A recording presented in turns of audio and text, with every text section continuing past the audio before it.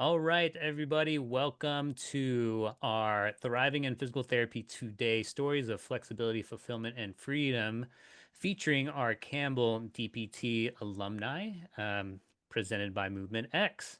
My name is John. I am a physical therapist and longtime MXer. I've been with the company since 2021. I also help with recruitment, social media, and just general vibes. So I'm here in Orange County and I'll be the host and moderator for today's panel. So I'd like to welcome everybody to tuning in. And so, what I'd love for you to do is if you have any questions or any questions as we're going through this, feel free to use the chat. We'll have a Q&A section at the end of the webinar, and we have some prepared questions as well. But this really today is a chance to be curious, to learn about what it means to thrive as a physical therapist this day and age, and then also answer any burning questions that you have for our alumni that are crushing it currently as MX providers. So I have pressed record. This is my reminder. And we'll go straight into what we're going to cover today. So, again, welcome and appreciation to everybody that's joined today. The first things we're going to do is introduce our lovely panelists. I'm going to talk a bit about who and what Movement X is, talk about the history a little bit, and then we'll go into our good stuff, the panel discussion, followed by a Q&A, and then what you can do as participants to learn more about the company. So, without further ado, I am going to pass it off. Oh, nope. I'm going to talk about thriving first. So, thriving, yes. So this is the theme of our company. Each year we pick a word or we pick a phrase to kind of um, set the tone for the year. And one of the things that we've been noticing is the commonality of burnout that's happening across healthcare, specifically in physical therapy. And we wanted to redefine what thriving means, especially as physical therapists that are trying to create something different with Movement X. And so, as you can see, thriving, prospering, or doing well, being highly successful. I would also add, being in a space where you feel like you have control over your time, control over what you want to do, are feeling fulfilled, have all the tools that you need to succeed and treat the patients how you want. So, thriving can mean a lot of different things to a lot of different people. And I'd love to hear a little bit more about what our alumni think about when they think of thriving. For me personally, it is about having control over my time schedule and being able to treat the way that I want without having the restrictions of insurance, without having the restrictions of other physicians or other things that make it hard for us to treat how we want. So one this is kind of our mantra here, Movement X. We help people move and live their best with convenient physical therapy care in their home, gym, office, or virtually. So, MX is a mobile concierge group. I like to call it an everywhere health company. We're not a home health company. We're also not just a outpatient clinic. We are physical therapy without walls, meaning that we create what we think is the best environment for the patient, and then we meet them where they are and we do it on our own terms. So you'll learn a little bit more about what that means exactly. And then this comes from actually, we just talked about CSM Boston 2 years ago. This is a word cloud that we had collected based on, I think, almost 1,000 responses at CSM. We asked people, what are 3 words to describe your ideal job? And as you can see, the top 3 words: fulfilling, fun, flexible, also supportive, engaging. I love this. And then we have all these other words that kind of um, are culminating to create what we think is the best work culture. And I'm safe to say that we definitely have a lot of fun here at Movement X. Flexibility is a huge part of the reason why people join, and fulfilling. Who doesn't want to be fulfilled when they're doing their job? So just kind of a cool visualization of, and this is based on attendees from CSM. So not just our providers, but people that came up to our booth, that were students, that were current PTs that have been practicing for a while, and these are the words that came up. So I want you to think of what words really describe your ideal job, maybe your ideal life. All right, now without further ado, we're going to talk about our panelists. So I believe the first person up is Rich Ortiz. Go ahead, take it away, my man. Thank you, thank you, thank you. Thanks for the intro, John. And yes, I don't know if Serafina knows me. Honestly, I don't know. Jordan knows me, but I'm obviously a physical therapist. I graduated December 2022. I know they're trying to switch up graduation dates at Campbell, which is good for them. But anyway, I joined MovementX in June 2023. So graduated in December 2022. I took boards in January or whenever that was, the exact date. And then while I was trying to figure out kind of what practice I wanted to jump into, there was obviously a few months of gap there between kind of those things. But MovementX is my first physical therapy job out of school. And just as a little reference piece of why that says June, even though I graduated the year before. And generally hobbies, videography, highly preferable to photography, but somehow I get sucked into doing a lot of photography as well. I've been doing that since 2008, so a long time now, and I'm actually getting behind the camera this week again, so it'll be fun. Anyway, that was about me.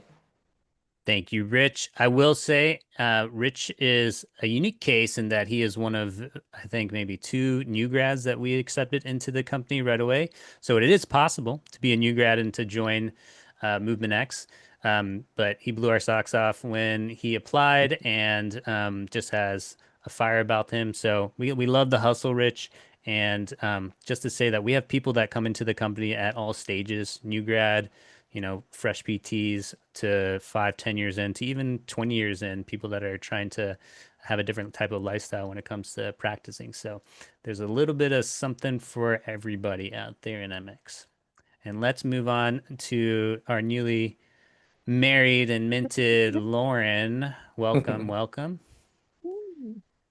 All right, thank you. Yeah, so I was in the class of 2021, class before Rich. And then when I graduated, I moved to Chattanooga, Tennessee, and did a neuroresidency program here at one of our hospital systems, and did inpatient and outpatient. Skipped right over the acute care, so I didn't need a splash guard. Um, so yeah, I got my board certification, and right now I specialize primarily in stroke and Parkinson's, but I see a variety of different patient populations, including vestibular, GBS, MS, just to kind of name a few. And then do treat a little bit of ortho on the side, which so glad I have my team to help me out on that because that is brand new to me. Um, but it is going well. And so, yeah, I joined last April, and have since picked up the new habit or new hobby of gardening. So I've had a little bit of extra time just to um, be swimming in butternut squash and cherry tomatoes. So that's been a lot of fun. And then my longtime passion for water sports, anything that involves a board and the water, I'm all in. I didn't know that. Was it Yeah. wakeboarding, surfing, I everything? well, I did have to put a pause on the wakeboarding just because Mhm. I've had a few too many concussions. Oof. But wake surfing, paddle boarding, trialed some surfing. So Nice. yeah. Love that. I love that you have time for gardening. Awesome. Okay. Last but not least, team captain of the RTP, Mr. Romine, take it away. Hey everybody. So I was in the charter class 2016, back in old Cary Rich, when we were on main campus. As John said, I'm the RTP team captain. I've been treating with Movement X since August of 23. I have worked in primarily outpatient my whole career, but every variety of outpatient care. I've just about done it. With Movement X, I have two treatment locations. I treat at CrossFit Andrews, and not far from Campbell still, and at CrossFit Serve. I still adjunct at Campbell. I'm actually going there on Friday to teach in the new curriculum, which is a doozy in itself. And just outside of PT, playing with my tiny humans. I've got a 5-year-old Bailey who just started kindergarten, a fiery little 3.5-year-old girl named Tyler, and just doing CrossFit and playing ice hockey. Those are my go-to activities. So appreciate y'all coming. Love it, love it. And I just like the diversity that we have here in terms of different years that are coming in, background, and then just kind of specialty too. Again, I think what's super cool about Movement X is that we have so many people coming from, you know, different schools, different programs, different parts of the country, different clinical backgrounds, but we all came because we wanted to live better lives for ourselves and also for our patients. And so we'll talk a little bit about what that means. Now for the good stuff. All right, so how we're going to do this, we have three primary questions that I want to go over, and I'll give everybody, all the people in our panel, an opportunity to answer. And then we can always pause for follow-up questions, that kind of thing. And then we'll go from there. So the very first question's a big one, but what's one decision, and then more importantly, what's one mindset shift that helped you feel like you were truly thriving as a PT, not just surviving? Okay. So first I want you to define what does thriving mean to you as a PT, and then what is one kind of decision or mindset shift that has helped you kind of get there. So I will open the floor up. Who wants to get us started? I'll throw it out there. Cool.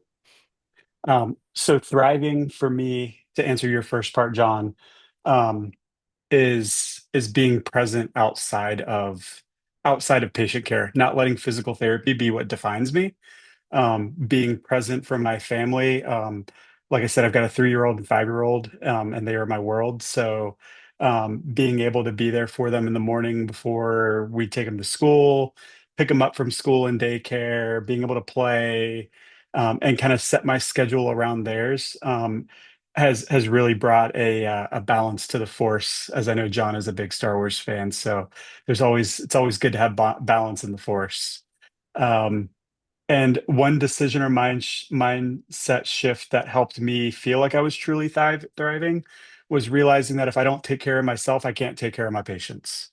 I can't take care of those around me if I'm not taking care of myself first. And doing that has really leveled up. I feel like it's really leveled up my patient care because it's given me a clear mindset every time I go into a visit. And then it's also given me a clear mindset when I'm at home and it's time for the family. Man, I love that. I am a brand new dad. I have a 7-month-old, so I can fully relate to that more than ever now. But I really resonate with being able to integrate your life and work together, not just try to define yourself by one thing and have these boxes in it. And I think that that's super important when it comes to your own mental health. So um, I have a follow-up question for you, Ramin, but I do want to hear from the rest of the panel first. So I'm just gonna go pass it on to Rich first.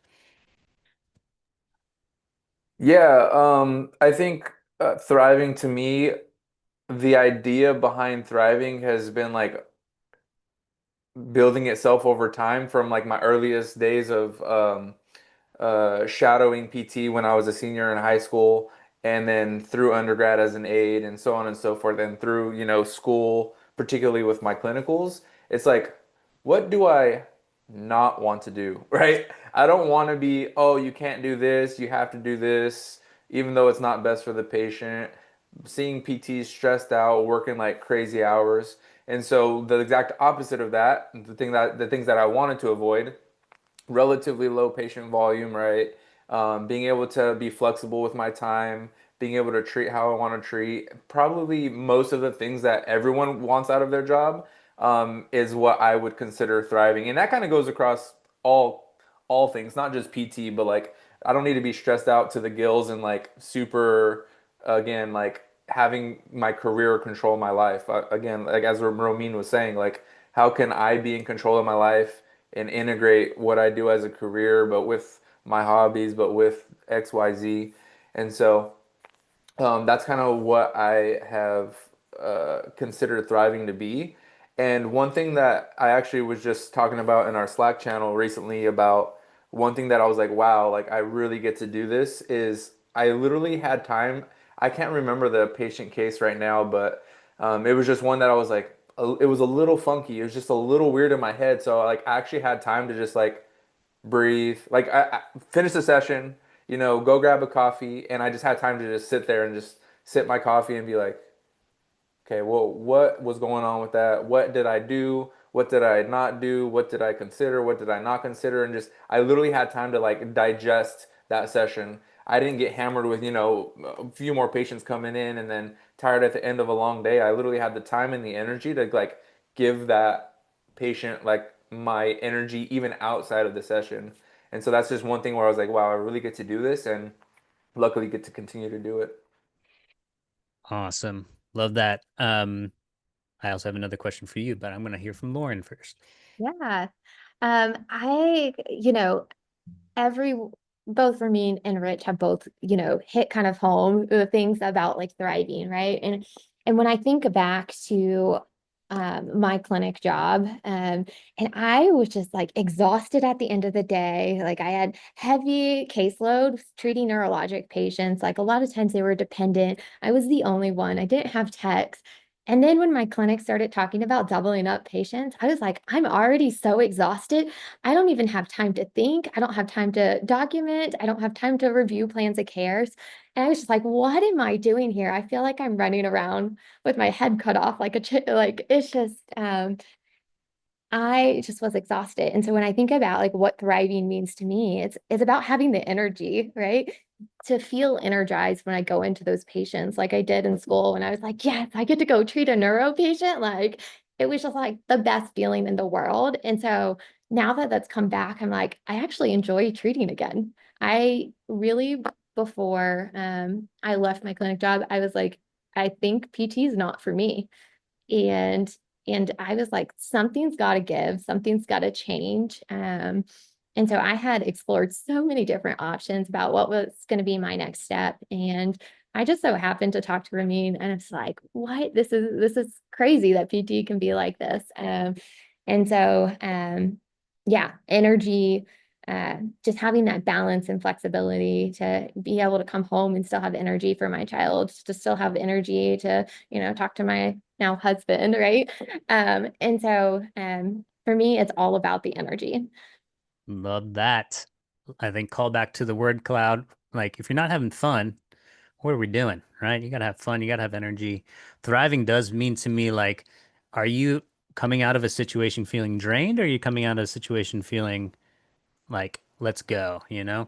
And I think we should all strive to thrive in that way is when we're spending all this time as professionals, we should continue, getting the energy back from our profession and going forward. And so that brings me to my follow-up question to Romine, because you've been practicing for, also class of 2016. What's up? So you've been almost practicing for 10 years now. Prior to MX, do you feel like you were just surviving, or what was the biggest kind of difference between how you were working, in your previous positions to now how you're currently treating?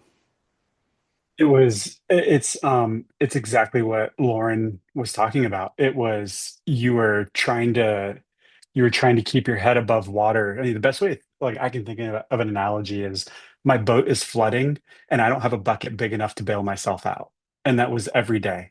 Um, from the minute I woke up, because I'm trying to get caught up on documentation, to the minute I got home and I'm stressed about the documentation that I'm behind on now. Or, to Rich's point, not being able to digest an evaluation or a difficult, maybe a challenging patient, not from a challenging person, but Mm-hmm. a challenging case, and not having the time to digest that and actually put effort. Like the reason we all got into this practice was to make an impact in someone's life, and not being able to do that and having to go with, you know what, this is the best I can do right now. I've just got to get it done because I've got another patient over there and I've got 10 more behind him that I've got to make sure I'm on time for. So it was this constant feeling of drowning. Mm. And that, and that also, was part of the reason as to why I bounced around before I found, Movement X. It was, let me go try this. I worked big box clinic. I worked in a family owned clinic. I worked in a pops, always thinking the grass will be greener, the grass will be greener. And now I've found my green grass and I'm happy. Nice. You quickly, because you mentioned documentation, and that's probably one of the number one things that makes people feel like they're drowning is just the mounds and mounds of documentation, all of that stuff when it comes to reimbursement. You've had kind of a cool role in terms of documentation within our company. Can you talk a little bit about how Movement X and just like how you've been able to take control of, the time that you get back through some cool technology that we have. Yeah, absolutely. So I was part of the team that piloted and tested out AI documentation, which has been an absolute game changer. I worked with a couple of people on a software called Alluve, and we put it through beta testing, and then we've tailored it to be very specific to MovementX documentation. So it's a lot of fun. You're gonna get me up, and you can cut me off when you need because I Sure. could talk about this all day, as Rich and Lauren will know.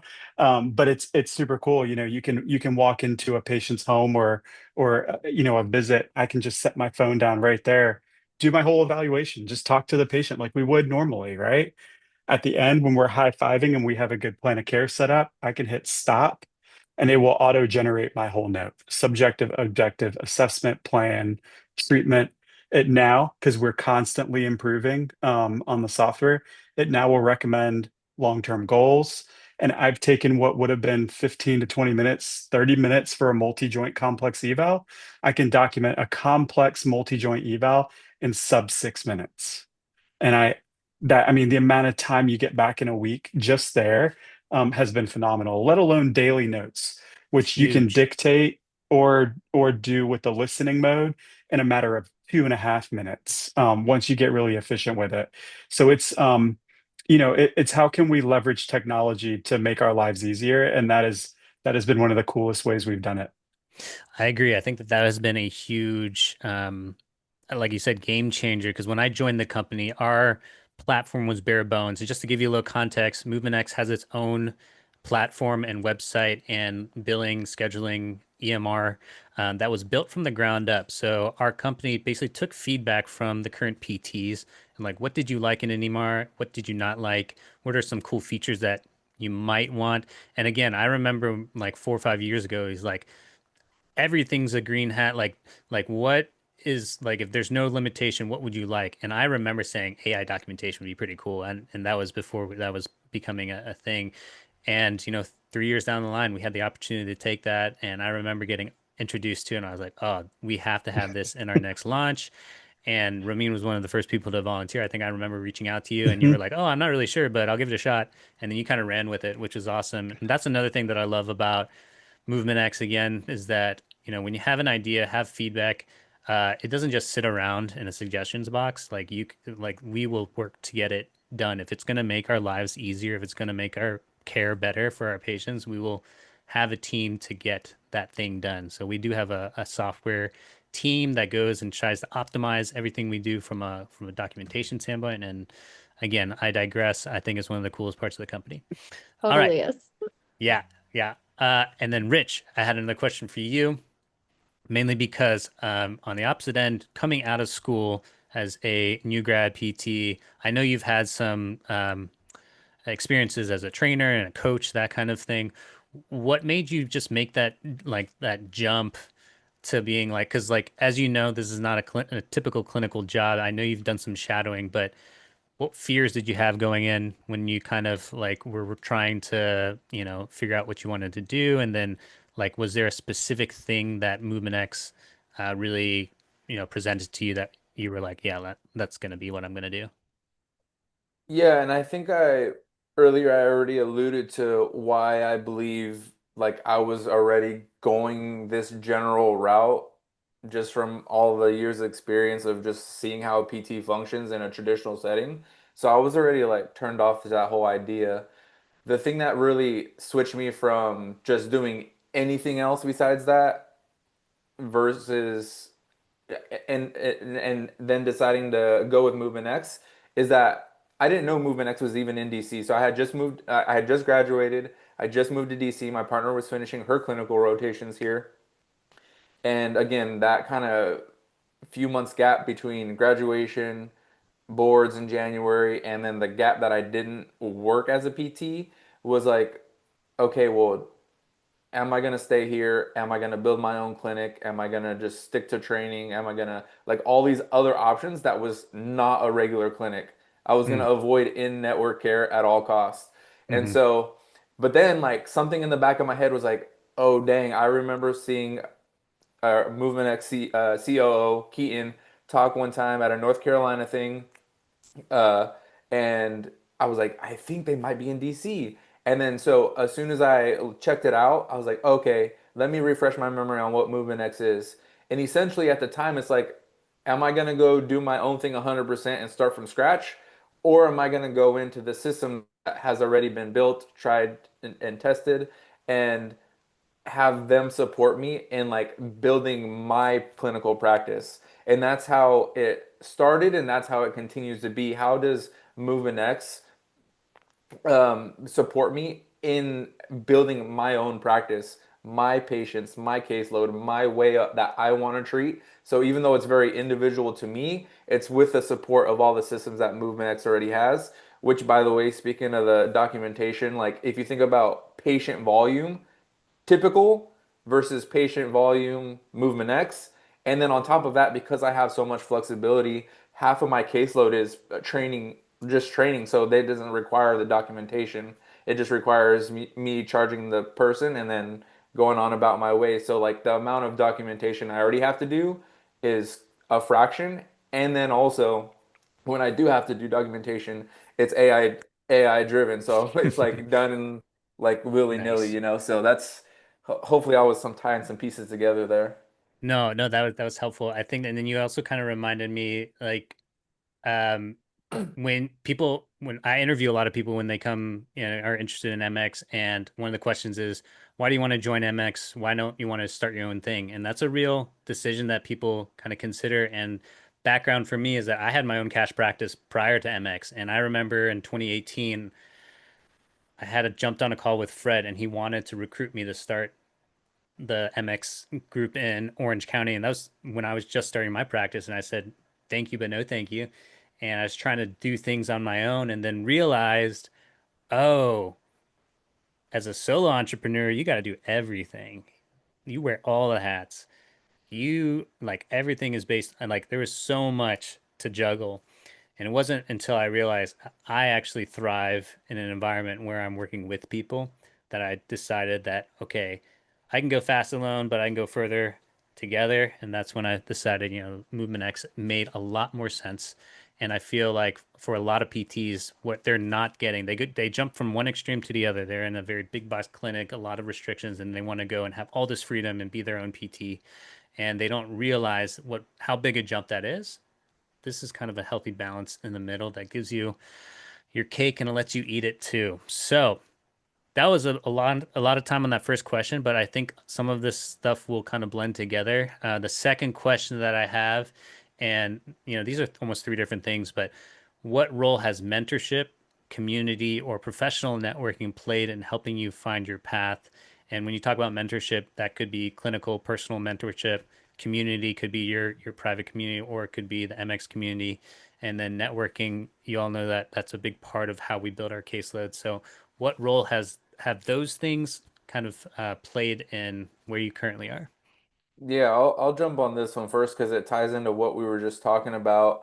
And I think that the flexibility of again, I'm bringing it up, the training part, the programming, for general fitness part is what has been attracting other MXers to me. Like, hey, I know you do training, I know you do programming. Can you ask you a few questions? Sure, of course. And then now I got a couple of the guys that are kind of like the similar vibes. They look like long-term plan of cares or converting someone from a traditional like plan of care 4 to 6 sessions into a training program, and we're kind of collaborating on how we can create a product or a service that serves that type of patient. And so that kind of goes back to the community. Oh, hey, you know how to do this thing on programming, and I know how to sell the thing. And like, okay, well, how are we combining these forces to really push our practices forward? Kind of in conjunction, because yours is yours and you can tweak it how you want. Mine is mine, but we're kind of collaborating along the way as if we were like solo entrepreneurs, so to speak, but in this MX community. And so that's a really cool thing that I really obviously value and appreciate. Um, with both the flexibility and the community. And then on a similar note, I'll give you a completely different example. I have a community partner that's a one-on-one training studio, and then that's the exact opposite. I'm not doing the training more, but someone else's. And I'm there every week. I'm, shaking hands and kissing babies, so to speak. Even if I have no patience, I'll just sit there, do documentation. They might throw a consult my way, handle that. And then I just kind of get patients naturally that way.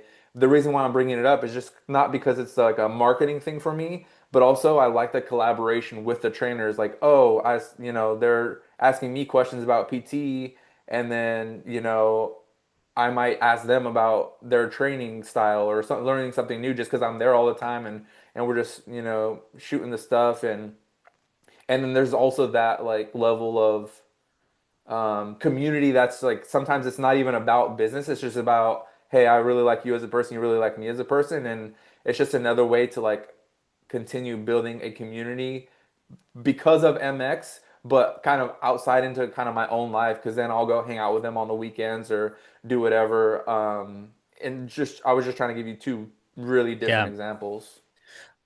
That highlights a couple different things is that some of the other things that people when they're curious about MX is like, oh well, I'm coming from a clinic where we love the water cooler talk, we love the break room, I love having people that I can bounce ideas off of, and obviously we're a company that really is kind of remote across the country, but we are connected. We do have a communication channel. Like we have Slack, which is our main communication channel, and you have your local teams. This is a question, kind of a follow-up question. Do you feel like that type of community, do you feel like there's been any disadvantages to not being like right next to maybe some of these people that you're collaborating with or asking questions for? And then what are some advantages to, having connections across the country? Is that a me question or us That's a both? whoever wants to talk about Okay, it. yeah, I'll let someone go I'll first. run with that one. Yeah, so the unique perspective that I was in is I was the first therapist in the Raleigh market. So I was the only one in Raleigh that was treating for Movement X. So when you talk about the importance of communication, and Josh, our CEO, talks about it quite often as we grow, we want to feel smaller. I never once felt like I was on an island. That's always a fear. And honestly, John, to tie it back to what you said earlier too, is I got to a crossroads in my career where I said, I'm gonna leave the field, or I'm gonna go cash based. Do I want to go cash based solo, or do I want to have a community around me that's supportive? And long story short, through networking, I kept in touch with Rich, and Rich was generous enough to hop on a Zoom call with me on I think it was a Sunday afternoon, right in this room that I'm in right now, and that was my first call about MX and learning more about MX in general. But yeah, it's the Slack channels, the benefit of having people around to bounce clinical questions off of, and like, hey, what are your thoughts on this? I feel like we still have that. And if anything, I feel it's still stronger because we all have the time of day to actually devote to support each other. I hopped on a call a couple, I think it was last week or two ago, with one of our therapists in DC, to talk about a meniscal injury, MCL meniscal injury. I've talked with providers out on the West Coast about some CrossFit based injuries because I treat a lot of CrossFit athletes. The community, albeit we are remote, does still feel very tight and close knit with the amount of various communications we have going on a daily basis. Awesome. I'm gonna Lauren, are throw the you still Yeah. on your own out there? I forget where we're at. Are you still? Yeah, I'm the only one in Chattanooga right now, but we have a few providers up the road in Knoxville. Yep. Yeah, so not too far away. I, Just I an hour wanted and a to half. I wanted So to throw this next question at Lauren because you're the most recent one in this chat that joined the team, and I wanted yeah, to talk about the mentorship in our or the coaching in our company. Who's your that's coach right that's now? actually what I wanted to talk about. Boom! I love that. So So a lot of people yeah, ask about what does the ramping up stage look like? Like, do we just drop you in the middle of a place and just have you fend for yourself? What's the What's No. the, yeah, okay, good. That is the exact opposite of what happened. So yeah, I sat down with my coach Michaela and we kind of developed a plan of where did I already have connections here in Chattanooga and how could I grow my caseload? So I really grew my caseload. I had one or two patients that came with me from the outpatient side of things into what I consider as my full caseload. As of right now, I only see 15 patients a week per my choosing, just so I can have enough time with my family and, going to my daughter's school and wedding stuff and all of that jazz. But yeah, no, we sat down and we developed a plan and we met every week and just we checked in and see how it's going and then kind of kept progressing that plan from there. And so one of the biggest things that I have been working on with my coach is boundaries, because it's just my nature. I want to say yes to all of my patients. Like I want to give them my all. And what I found is sometimes that I was giving too much, and that actually hindered some of my patients' progress. And so that has been huge for me. And I think I was doing that all along in the clinic, and I just didn't even realize it. And so the fact that my coach can like look at me and say, "Hey, Lauren, I see that you're doing X, Y, and Z. What do you think about that? And, what strategies and tools can we implement to help you be more successful so that you're not getting burnt out?" Because my coach, Michaela, she advocates for me to prioritize myself, right? Because if I'm pouring from an empty cup, I don't have much to give. And so it's things like that that not only helping me to grow the area that I'm in, but also helping me to grow as a person and professionally as well. So it's just been Ooh, I love that. And mentorship is a hot topic when it comes to like, if you're looking at a new job, oftentimes places will say, oh, yeah, we offer clinical mentorship as part of our first year package. And that's great. Clinical mentorship is obviously great, having that place to hone your skills. But I think what's awesome about having more of a coaching relationship here is it's more about how to manage a caseload, how to build a caseload, how to, um, you know, design your lifestyle that you really want to live. And of course, being clinicians is obviously important. There's other ways that we can further our clinical skills. I would say that it's even more important. How can we manage our time so that we are treating at our best, we're able to show up at our best. And that's where I think the special sauce comes from with these MX coaches is because they are PTs as well. They have done the work to get to where they are and they're able to kind of show you the path. So that's been super cool to see that, we've come up with a structured coaching plan that is repeatable and is helping all the new providers that are coming through. Time is flying. So we're going to go through this last one. And this is a great one because you guys all have the context of being part of Campbell DPT's program. And so, what is some advice that you would give to a fellow Campbell alumni or current student, maybe, that's watching this video later on, looking to thrive outside the standard clinical model? Rich first. The advice I would give fellow Campbell DPT alumni looking to thrive outside the standard clinic model. That's actually an easy one for me to answer because I've already been giving this advice. If anyone saw my recent post, alumni spotlight, or anyone in the future watching this, I've been donating the white coats and giving my little piece of advice because it's the same. It just is. It has nothing to do with MovementX. But it does have everything to do with like being able to thrive in whatever they want to do with their career. And that is to say, whatever you think you want to do in PT, like make your goal 10 times bigger than it is, and then work on doing that. Get creative, figure out what you want to do, whether you're going to apply it to somebody else's business, preferably, I would suggest out of network, or whether that's with MovementX or whatever other cash practice. It's like really dream big about it, really get creative with it, and don't subject yourself to just getting a job for the sake of getting a job. Really think about what you want to do and don't put yourself in a position to be hindered again, whatever you think you want to do, make that goal 10 times bigger and figure out how to get it done. Did you read that book? It's easier to 10 times than it is easier than it is to two times your whatever. No, but I think the principle has been floating around the Yeah. idea is like you don't, yeah, if you don't want to, the other quote that you reminded me of from Naval Ravikant is that if you don't see yourself working with a company for a lifetime, don't work with them for a day. And that's how I Ooh. see in-network care just in general. I'm not saying that there isn't a place for that, the idea of in-network care.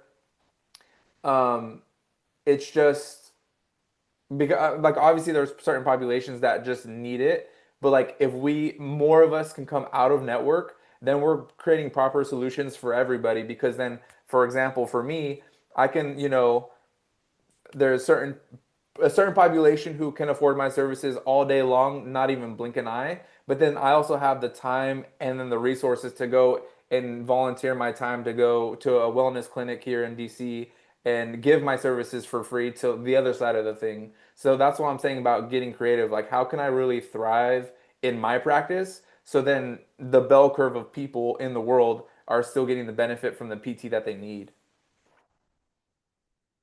Props. Love that. Um, Romeen, want to hear I don't your know if I advice. want to follow that. I don't know if I want to follow Rich. But the advice I would give is I'm going to resonate this back to Dr. Michelle Green. I know everyone on this call had Dr. Green. Do not settle. Like, I see a lot of smiles and maybe some eye twitching, but it's all good eye twitching. But I'm gonna just think back as to what she always encouraged us. Think outside of the box. Think about what can be possible. Think about what we can do. Don't settle. If you're not thriving and you're not happy where you're at, or if you have any doubts as to like, did I choose the right path? Think about what sparked your interest to doing physical therapy in the first place. What made you apply and go through that horrendous PT cast and all of that labor to get into this field? And think about how can I get back to that? How can I get back to thriving and having that fire and that passion again for the career? And follow that. I think you'll end up in the right place at the right time. If you trust your gut and keep Michelle Green in the back of your head. I don't know Michelle Green, but I think that is solid advice. Uh, You met Dr. Green at CSM actually oh, did briefly. I? I mean, you met 1,000 people, but like Okay. you did meet her. Awesome. Awesome. Lauren, Yeah, I drop some think, bombs. yeah. So the advice I would give is really taking the time to reflect and reflect on what's important to you. Like reflect on the values that you want to live your life by, that you want to like perform PT by, right? And so I think sometimes that can get lost along the way when you're kind of just in that grind. And so once you're done reflecting, that's a great starting point, but also make a plan. Make a plan for the steps, the actions that you want to take in order to live your best life and to live a life that you can be proud of. Boom. Reverse engineer it. All right. I think one of the cool things that we offer, like for people that are curious about the model, we obviously offer discovery calls, but going onto our website, there's ways to be like, okay, I want to have this amount of time working with patients, and I also want to make this amount of money. Can I calculate that really quick? Yes, there is a way to do that. We have this earnings calculator that'll give you a quick snapshot of, if finances is really a big part, which is totally understandable, is like is that if that's what you need to do to make your decision, we have ways to helping put pieces together in order for it to fit in the life that you want to live. And I think that like reflecting on what is important to you from a lifestyle standpoint, it's almost as if you're making these decisions to succeed as a physical therapist by trying to understand everything that is non-clinical in your life, and then how do you fit that in? How do you create a life that not only allows you to enjoy those outside passions, but also have the energy to come into work every day or to go see patients and really enjoy that time that you have spending with patients. So I love those tips. I also have a lot of other things that I'd love to ask you guys, but because we have 10 minutes left, I want to make sure that we have some questions, Q&As. So if you want, you can either unmute or you can type some questions in the chat. And we also had questions that were put into the registration. So I wanted to open the floor. If there's anything that's burning in your mind, please speak up, or I can start us off with a question from the registration.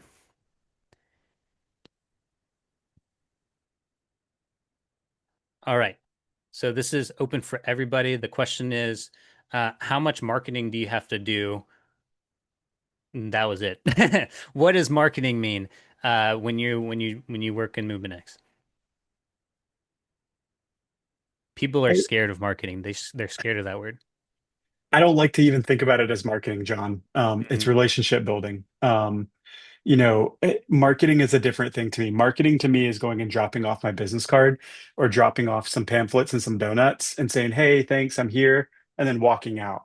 Um, my philosophy is when I develop relationships with providers, it's exactly that. It's a relationship. I kind of gave it away with a key word, Hmm. but it's building a relationship of trusted providers that I know I can send my family to, and I know I can send my patients to, and they know that if they send their patients to me, they're going to get treated as if they are my family.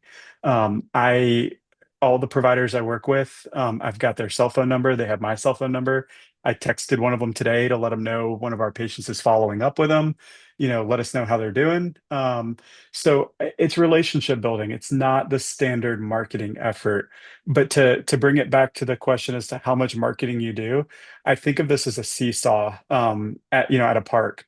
When you start with Movement X, there is a little bit more in the marketing and the relationship building side of things. But as Lauren alluded to, and as John, as you noted too, you get coaching in it. You're not thrown out there and say, all right, go figure it out. Let us know what questions you have. We have specific methods that we know work. They have proven to be successful in markets that we will train you on how to utilize and leverage those relationship building skills.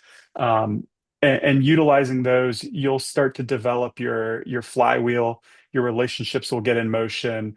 And then as your caseload starts to build, your marketing actually decreases because you have those relationships that you can lean into, and you have people that you've developed trust with that will send you the patients that need care. And reciprocally, if I've got patients that have found me through CrossFit gyms, I'm like, something looks fishy here. I really don't like what I'm seeing.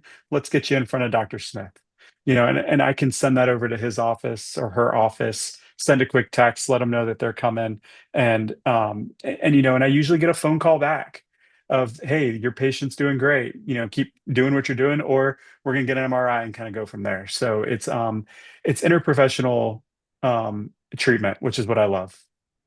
I like the seesaw analogy. I think that, and then that's another thing is that the seesaw may go back and forth depending Mhm. on the season of life, depending on, just life in general. And that's okay because you have the support on either side of the seesaw. Um, One also thing I wanted to talk about is that there's a difference between marketing and advertising. And I think people often put them in the same category as that we're not asking you to go and put a ton of content out and show your face and cold call. And even though that can be part of the plan, that's not the expectation. And really, it is about the relationship building. We also have a great marketing team that focuses 100% on building our Google SEO, like our search engine optimization, our social media on your behalf, our website and our landing pages to make sure that people find you. So it's everybody's working for the same goal, which is to get you in front of the right person. But each individual provider has their own responsibility to build their personal brand and their relationships that they have with providers in the area. So I like the seesaw analogy. I also like that it's a partnership really when it comes to marketing. Yeah, and that's great. I think as well. John, I'll let you ask the next question so we can cover some more stuff. But I did want to mention a year ago, I did an analysis of my schedule, and so full time for us is 20 patient hours a week. I had my 20 sessions a week. I did 5 hours driving a week. I did 5 hours of documentation before Louvre a week, also because I was just taking my time, but 5 hours, and then 5 hours of marketing, and so that was a year ago. Now maybe 45 minutes on documentation, which by the way is for like a 2 week, pay period. Got to get them in so I can get paid. Um, and I because I have a little bit more time from that, I'm actually trying to personally. I don't have kids. I have relatively a lot of free time, and so I'm trying to also work on my income. So I'm doing more like 25 on average. So that got bumped up, and then subsequent driving about 15 minutes on average per additional session. So it's a little bit more than 5 hours of driving per week. And then still roughly about 5 hours of marketing. Marketing meaning like I'm at that personal training studio, just, again, shaking hands and kissing babies.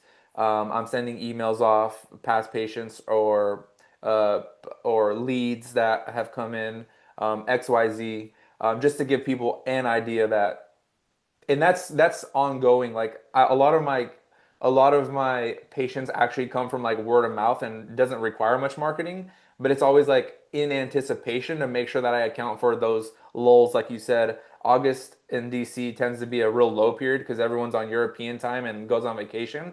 But I had already built up a lot of that marketing because I'm doing it consistently every week, to make sure it gets out there. So is it always necessary? No, but if you stay consistent long enough, you end up all right.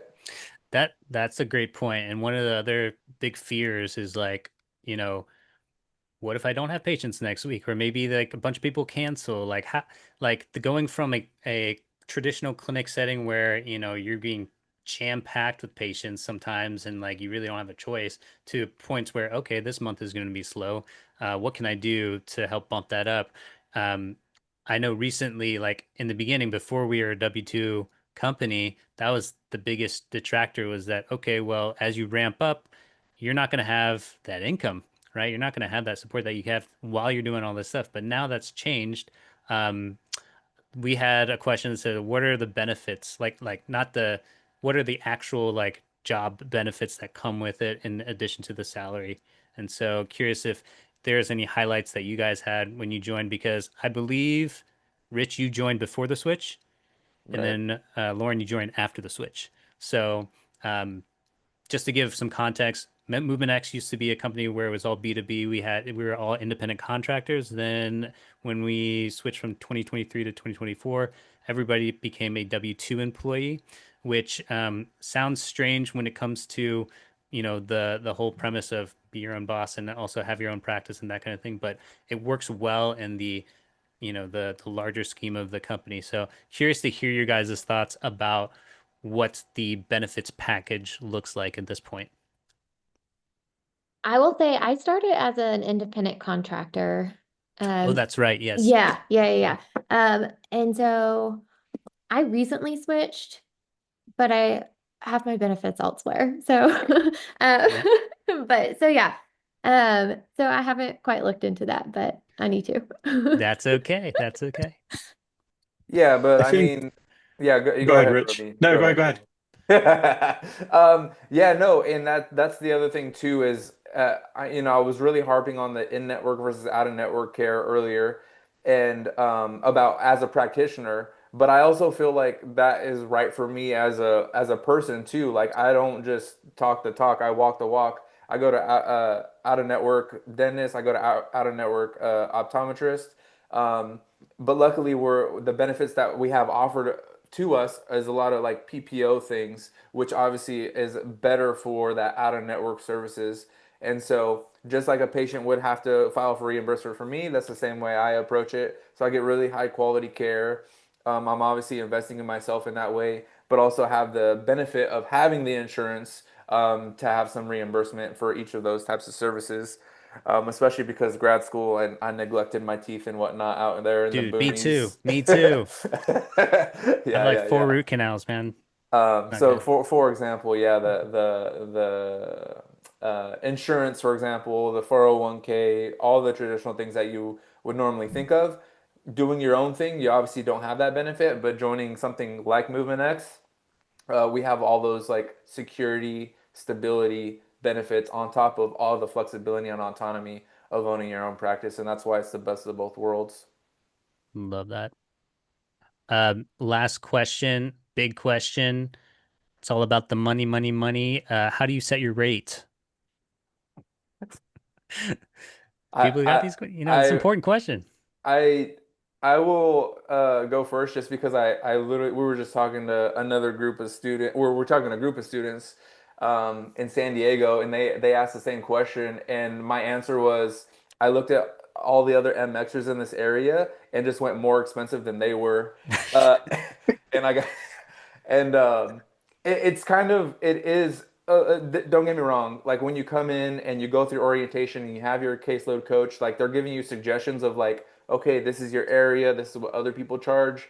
The way I saw it is if someone is willing to pay what they were with other people without knowing anything about them, I believed in myself enough as a provider, even as a new grad, because of, Dr. M. Green, Dr. Myers, Dr. Everybody. I was like really confident in those skills that I was okay, comfortable asking for that amount of money. And I set my rate. So I started in June. I set my rate. I did it through the end of the year. And then as soon as that first year finished, which wasn't even a full year, I upped it again because people don't even blink an eye, like have not even blinked an eye about my rate. The only thing that they ever give us pushback on is in network or out of network, and that's just people's preference, and that's okay. I totally understand. But the rate itself is never the issue of why people don't come because they know the higher quality care, they know the higher quality of convenience compared to having to drive to the clinic, having to take time off, having to do all that thing versus me coming to them, providing all that extra value on top of all the one-to-one care. So that's kind of how I set my rate, and yeah. I'd say know your value. Know what you went to school for, know what you've learned, and know the value you bring to the community. And that's the biggest thing with setting your rate is know your value, and honor your value. Don't sell your services short. I recently raised my rates last week. So I'm in my second full week of my new rate, elevated rate. And as Rich said, no one's batted an eye. No one says anything. If anything, they're all, happy to continue along. I have not lost any patients. And I'm, continuing to grow my caseload, and some of that's through encouragement and coaching, and also just, as I add tools to my tool belt, again, Dr. Green and the whole Campbell crew with the tool belt that's ever expanding. As you expand your tool belt, know your value. And it's perfectly okay to charge your value. So that's how I ended up landing on my rate. Yes, and if you go onto our website, it is open. You can see everybody's rate. It's all open there. You can look at their profiles. We keep everything transparent because that's really what we want to do with Mhm. patients that are looking at. We want to make sure that they're not getting any secret bills or anything like where there's any like scare tactics or whatever. Like we put our rates out there for a reason because we want people to know this is what our time is worth, and then we have the reviews that are there to support what we're doing, and really when people understand again the value, they're the ones that are looking for that specific care. The price tag is the price tag, and it's not something to be super worried about. Cool. Anything to add, Lauren? All good. All right. So how is MovementX helping people or helping PTs thrive? We have a whole website that section that talks about, again, frequently asked questions, what the application process looks like. You can schedule a discovery call and get connected to Mandy, who's our awesome talent recruiter. And you will, during the actual interview process, you'll be connected to another practicing provider. You also be connected to the exec team, which is really really awesome. Like a lot of times I think who expects to talk to the CEO of a company on their first call with them, which is super cool. Josh is very involved in the process, and so to really get the understanding of where MX is right now, where we're trying to go, who better to explain that to you than Josh himself. So I'm going to pause right here. This is the QR code to schedule a discovery call.